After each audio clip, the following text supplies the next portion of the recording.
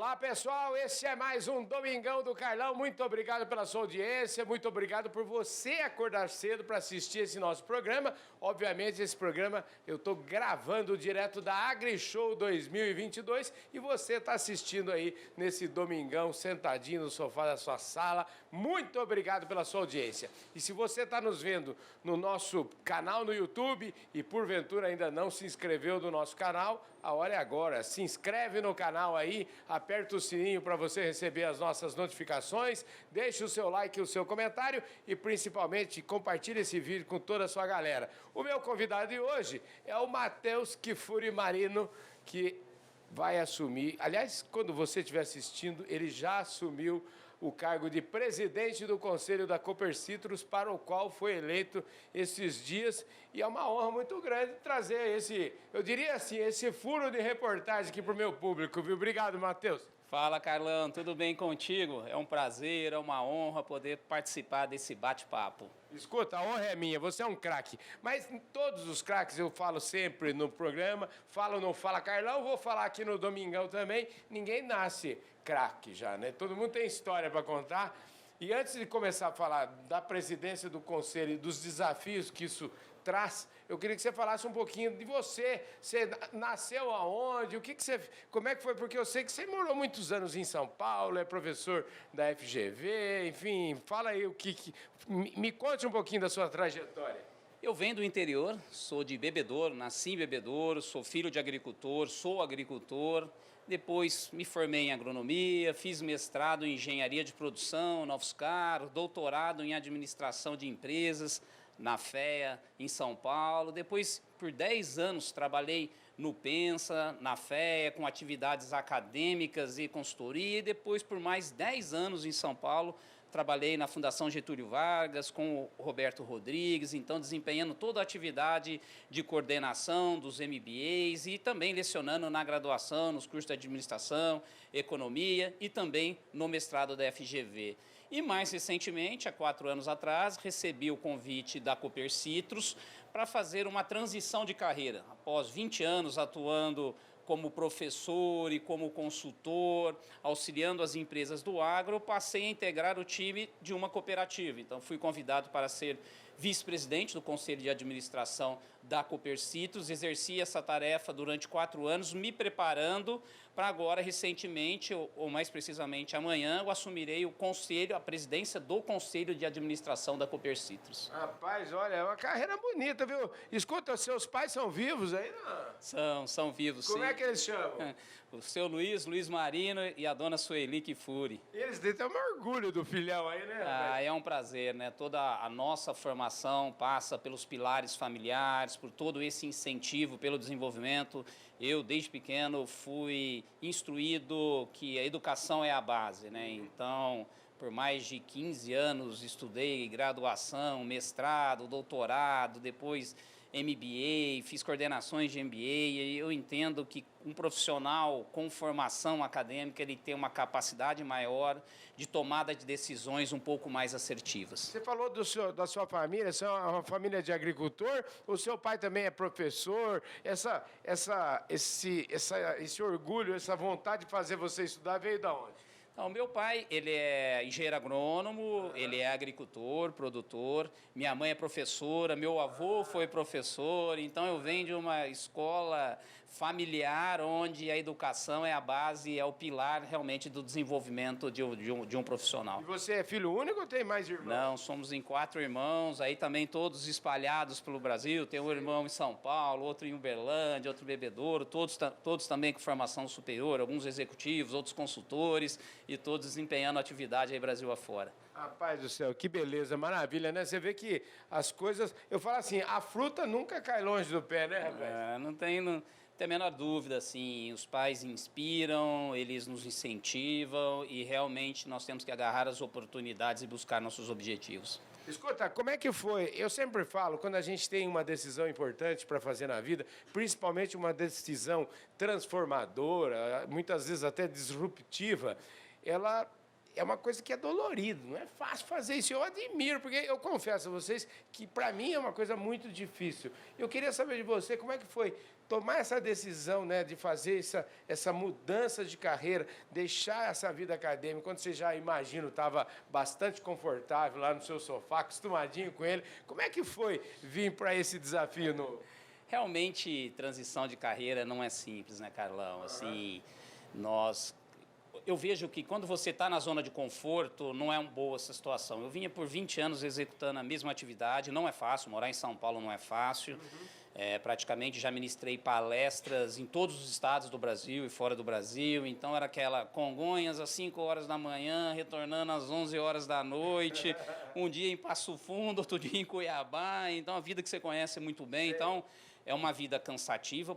Por outro lado, é uma vida que te permite uma formação profissional muito grande, porque você, como consultor e professor, você aprende muito, você vivencia diferentes situações em diferentes empresas, com diferentes profissionais que te trazem muito conhecimento. A partir do momento em que eu tomei a decisão de mudar a minha carreira, ou seja, voltar para o interior, ter uma atividade mais centrada em uma única cooperativa, em um único negócio, ter uma qualidade de vida diferenciada, sair de um apartamento e para uma casa, para um condomínio, preservar um pouco mais a qualidade de vida junto com a família. Então, não foi uma decisão fácil. Até acho que o lado de qualidade de vida é mais fácil do que a transformação profissional.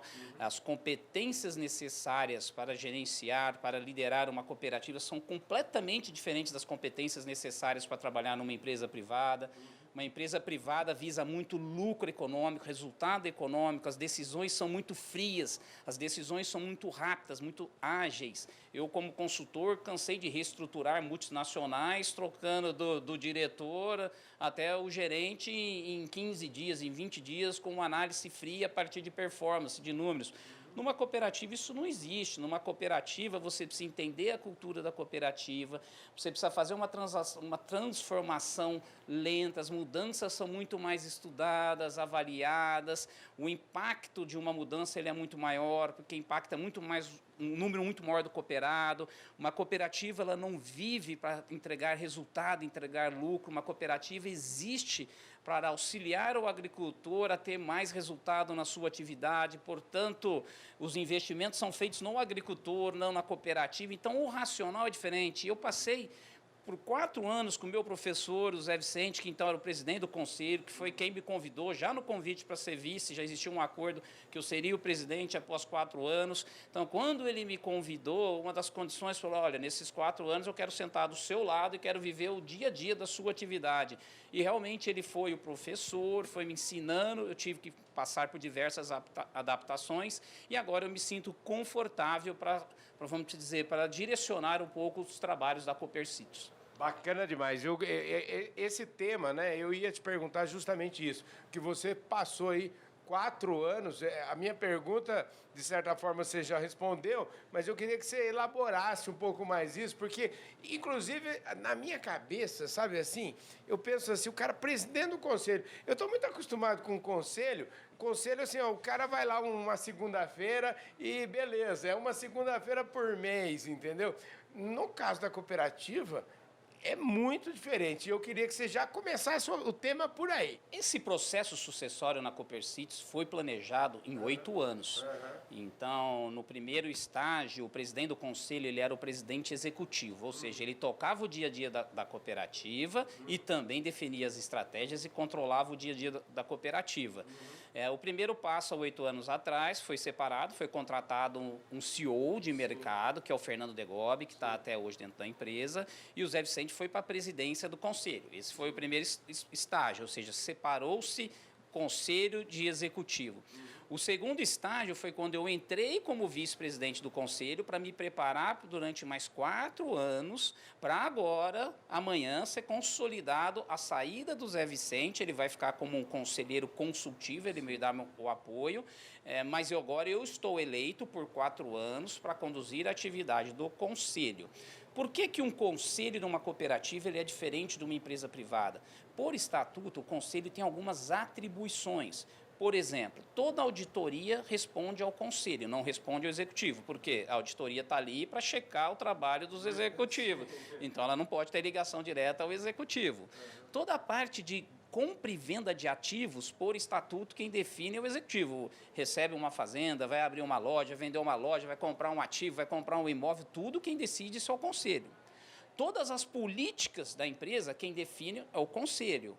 Todo o canal de ética e as atividades de compliance, quem define, quem acompanha é o conselho. Então, cai uma denúncia na cooperativa, não pode ir para o executivo, vai para o conselho tem uma estrutura que apura e acompanha as atividades.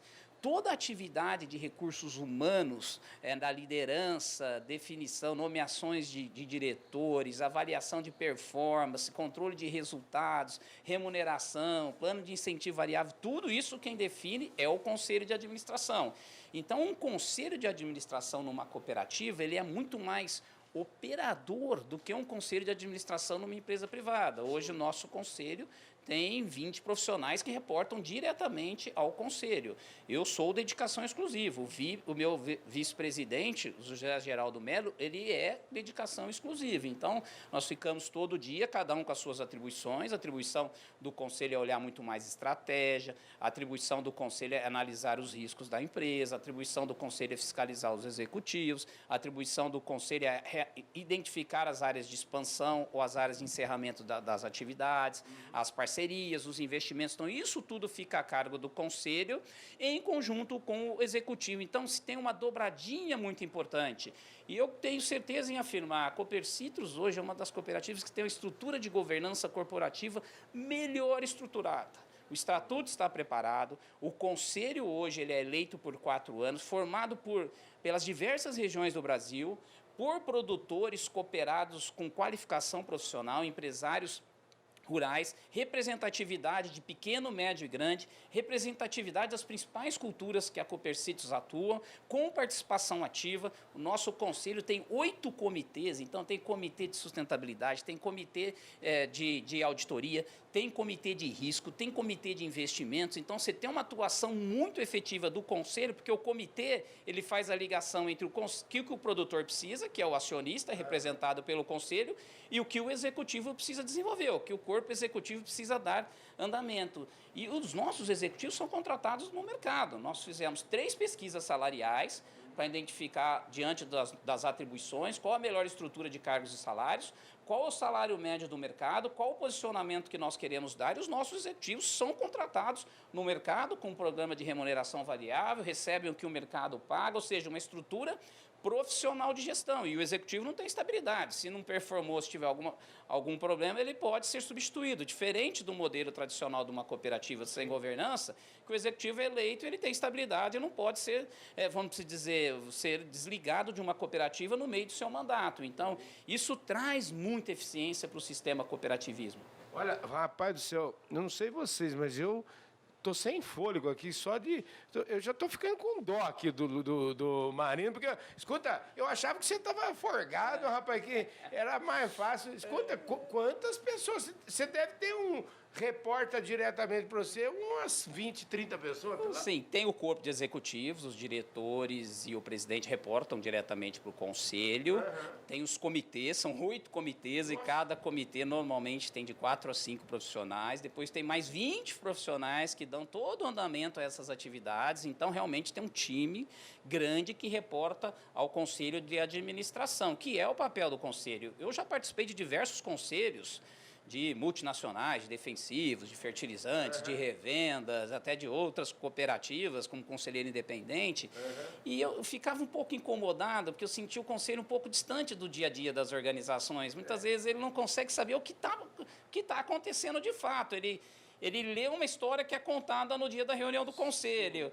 E aí esse modelo, eu discuto, já fui professor do IBGC, fiz minha tese de doutorado em governança corporativa, então, assim, eu discuto e eu defendo muito mais um modelo onde o conselho ele tem uma atribuição muito clara, ele não pode interferir no dia a dia, no executivo ele não interfere de forma alguma. Você precisa ter políticas muito bem claras que definem as alçadas, até onde o diretor pode decidir, até onde o presidente executivo pode decidir, e até onde tem que subir no conselho, o conselho pode tomar essa decisão. Então, com a governança, tudo isso é transparente. Existem as políticas, existem as alçadas, existe o sistema que controla isso tudo para saber se está sendo executado, existe a auditoria que checa para ver se isso tudo está sendo cumprido, e aí você tem uma gestão mais leve, cada um compartilhando suas decisões nos comitês, e a organização anda de uma forma muito mais transparente, buscando atingir o objetivo maior, que é atender às necessidades do cooperado. Olha, eu conversei já com alguns executivos, a gente entrevista a gente aqui toda hora desse tema, e esse tema é um tema gostoso, e até um grande conselheiro, ele diz assim, não vou citar o nome dele, mas ele falou assim, gente, eu não aguento mais reunião de conselho, que eu vou para ver o passado. Conselheiro é para ver e pensar no futuro, né? Reunião de conselho para ver o que aconteceu para trás, esquece. Escuta, como é que você enxerga isso? Eu acho que é fundamental. Quando existem comitês, e esses comitês olham para o futuro, por exemplo, vou dar o exemplo de um comitê de sustentabilidade. Então, o Comitê de Sustentabilidade discute quais ações de sustentabilidade a Copercidos vai desenvolver para os próximos anos. Desse Comitê de Sustentabilidade surgiu a Fundação Copercidos Credicidos, que desenvolve atividades sociais e ambientais e de difusão de tecnologia. No Comitê de Crédito, não está ali para aprovar o crédito, mas está para definir a política de crédito. Qual é a política de crédito da Copercidos, qual é o nível de exposição que ela está, qual é o nível de inadimplência que ela está. Então, você discute as políticas e analisa o andamento e olha o futuro, para onde a cooperativa deve estar. Com isso, você tem um planejamento estratégico muito estruturado e vivo, porque o comitê se reúne a todo momento e vai fazendo os ajustes na estratégia, no andamento da organização, conforme a necessidade. E nesse comitê, existem participantes que são do conselho e existem participantes que são executivos. Então, o comitê leva o material preparado, os conselheiros ali com os executivos discutem, definem a estratégia, os executivos implantam a estratégia e a estrutura de governança. Nós temos nós chamamos de escritório de projeto, nada mais é do que a análise, tudo que vai ser investido na cooperativa cai nesse escritório de projeto, que é um comitê que define, tem uma metodologia, define qual é a viabilidade, qual é o payback, qual é o VPL, quais são os indicadores financeiros, fala faz, não faz ou faz dessa forma. E esse comitê acompanha o andamento das atividades, o que está andando, o que não está andando e o que precisa ser feito para corrigir o rumo da cooperativa. Espetacular, hein, gente? Não é à toa que o cooperativismo é exemplo. O Brasil é um exemplo, né? O cooperativismo do Brasil está indo, crescendo uma barbaridade.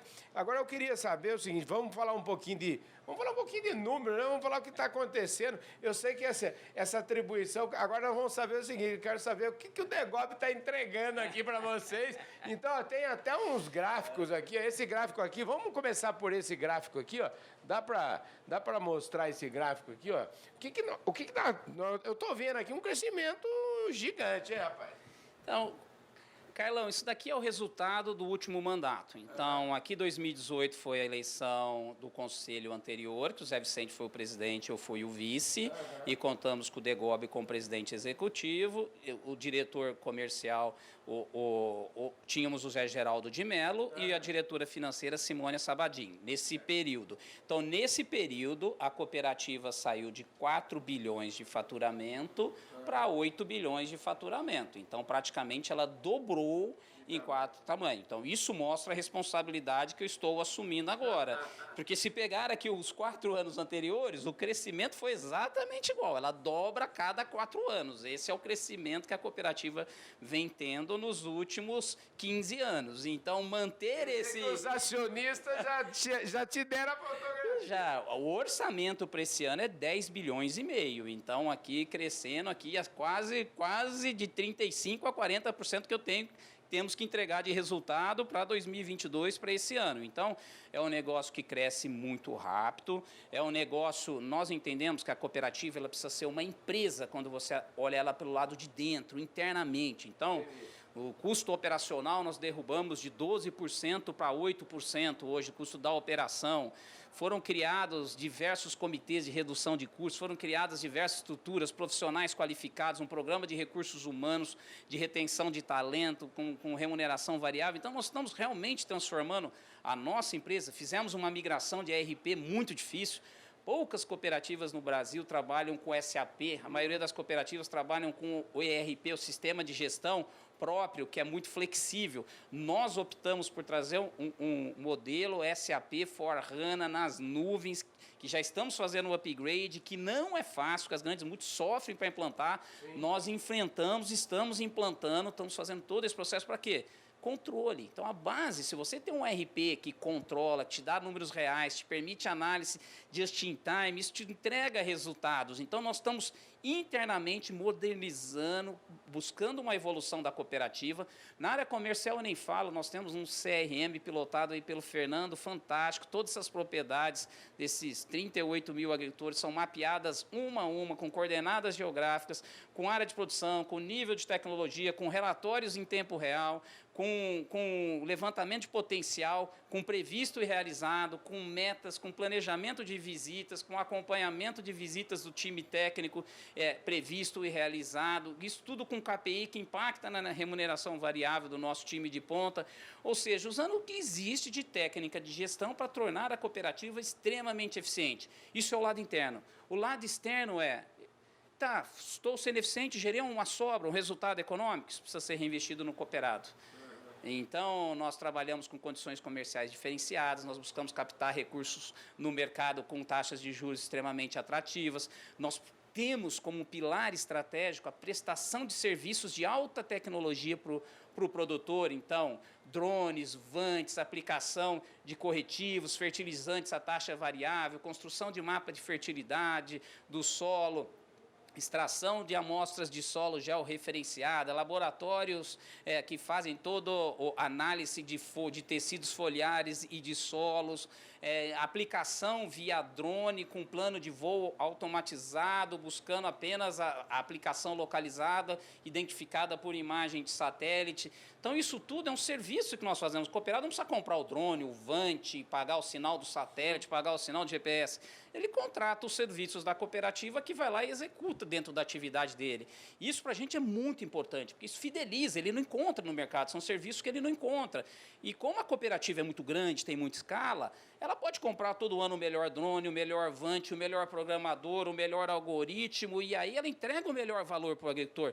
Nós só fazemos aquilo que realmente gere resultado para o agricultor. O nosso foco é o agricultor, é o cooperado. Olha, e falar em foco cooperado, eu vou andar aqui um pouquinho, nós vamos lá para a outra ponta, porque aí é bacana de ver também, né? Eu acho que esse se refere também ao mesmo período, né? A mesma gestão, começando em 2018 até 2021. Eu queria que você falasse do crescimento. Nós, em números de cooperados, a Copercites é a maior cooperativa do Brasil em números de cooperados, cooperativa de produção. Nós saltamos de 35 mil cooperados para praticamente 38 mil cooperados. Temos alguns cooperados que nós chamamos de estagiários, que estão operando com a gente, mas ainda não fazem parte do nosso quadro de associados. E aqui tem todos os perfis, tá, gente? Assim, eu acho que o segredo da cooperativa é ela ter uma matriz de segmentação muito bem feita e ter um modelo de atendimento para cada perfil de cooperado. Eu tenho aqui cooperados gigantescos. Assim como existem desses 38 mil cooperados, 25 mil cooperados, que são minúsculos, são cooperados pequenos, cooperados de 5 hectares, 10 hectares. E nós temos serviços, ele consegue comprar o fertilizante com um valor numa feira como essa aqui na AgriShow ou na Copercitos Expo, em condições muito parecidas que o que o gigantesco compra. E com isso uma vantagem enorme, porque como a Copercitos é um dos maiores comercializadores de fertilizantes, defensivos, sementes, tratores do Brasil, ela tem poder de negociação, ela tem parceiros fortes. Nós somos um acesso muito importante para todas essas empresas. Com isso, nós negociamos condições diferentes e levo isso para o pequeno, médio e grande. Para o grande, muitas vezes, ele não quer armazenar o defensivo dentro da sua propriedade, ele quer que a Copercites armazene e faça a logística e entregue todo dia dentro para o seu trator para que esse defensivo não seja roubado. Então, a Copercites também vende para esses gigantescos, dos gigantescos para os médios e para os grandes. O que precisa é adaptar a proposta de valor, porque cada perfil de cooperado tem uma necessidade e, a partir do momento que você adapta essas necessidades, você consegue atender os diversos perfis de cooperados. Rapaz, olha, pensa, vem para cá agora aqui, ó, é o seguinte, pensa na logística por trás disso, né? Quer dizer, o que você está falando, na verdade, é que você tem diversos perfis. Vamos entender o seguinte, o cooperado, em algum momento, ele é acionista da da Copercitrus, mas em outros momentos ele é cliente da Copercitrus. E o perfil do acionista é um acionista que quer resultado, mas o cliente quer o melhor, pelo menor preço. Como conciliar essa história toda? Isso que você está falando é muito interessante. Por decisão estratégica, a Copercitrus, ela entrega o resultado para o cooperado já na transação, na operação. Nós preferimos já praticar o melhor preço do insumo possível, nós preferimos já comprar a soja no melhor preço possível, o milho e o café, para que na última linha, para que a última sobra, fique ali entre 3% e 4%, que é o suficiente para a cooperativa financiar o seu crescimento, é o suficiente para a cooperativa cobrir seus riscos e ter uma sustentabilidade no longo prazo. Então, com isso, nós conseguimos atrair o grande, porque eu posso adotar aquela estratégia de falar, poxa, eu vou cobrar uma taxa de juros mais alta, eu vou comprar a soja um pouquinho mais baixo, vou vender o fertilizante um pouquinho mais caro, vai dar um resultado econômico, uma sobra enorme, que na cooperativa o lucro é chamado de sobra, dá uma sobra enorme, e depois na assembleia eu vou lá e faço uma distribuição de sobra. Só que isso funciona para pequenos produtores, para pequenos cooperados. Com isso eu vou excluir os grandes. A partir do momento que eu trabalho no mínimo, com eficiência e com custo baixo, eu consigo atrair o grande também. Ele compra, que ele não vai estar preocupado com o que ele vai receber lá em março do ano que vem. Ele já recebe ali naquele momento. E com isso nós vamos fidelizando. Então isso foi uma opção estratégica da Copercitrus e nós atuamos dessa forma. Não queremos muito resultado econômico, mas queremos entregar para o agricultor o que existe melhor. Rapaz, beleza, hein, gente? Pena, estão me falando aqui é o seguinte, nós temos mais 2 minutos de conversa e eu acho que é legal a gente... Eu queria saber o seguinte, daqui 4 anos, quando a gente conversar aqui de novo, né? E o número seu aqui, eu estou vendo aqui, eu estou pensando já no número, passa de 15. Então é o seguinte, se tudo... Eu quero saber como é que... O que você espera, né? Qual que é o... O que você espera realizar aí nesses 4 anos que estão por vir aí, que é muito trabalho? Carlão, assim, eu acho que o segredo é uma sucessão planejada. Então, eu não estou fazendo nenhuma disruptura aqui, eu estou dando continuidade num trabalho que foi planejado há 8 anos atrás, teve início há 8 anos atrás. Então, o quadro de executivos é muito próximo. Eu já era vice, agora assumo.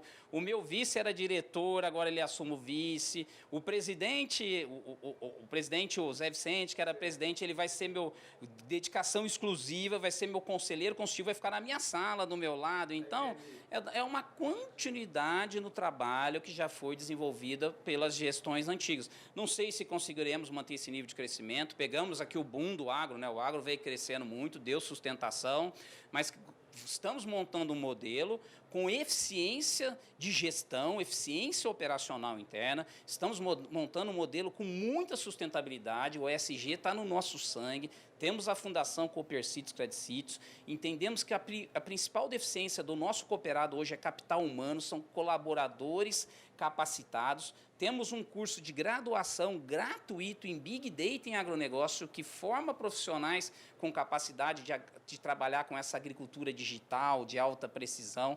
Temos um curso técnico gratuito que forma profissionais que tocam o dia a dia das suas propriedades, ou seja, um papel social muito forte e atendendo a necessidade do cooperado, que é ter profissionais. Então, é isso que nós esperamos para a Copercitrus para os próximos anos e tendo o serviço como algo extremamente diferenciado e valorizado pelos nossos cooperados. Maravilha. Ô, Matheus, muito obrigado pela sua participação aqui nesse Domingão do Carlão. Infelizmente, o nosso tempo está no limite. Eu queria agradecer muito e dizer para você que o Domingão do Carlão, Fala Carlão, está sempre às suas ordens, viu? Obrigado, Carlão, pela oportunidade. Continuo as ordens. Eu acho muito gratificante conversar contigo, conversar com os telespectadores e vamos repetir essa dose em breve. É isso aí, gente. Esse foi mais um Domingão do Carlão. Eu falei aqui com o Matheus Kifuri Marino, presidente do Conselho de Administração da Copercitrus. Um forte abraço, um ótimo domingo para todos vocês. Valeu!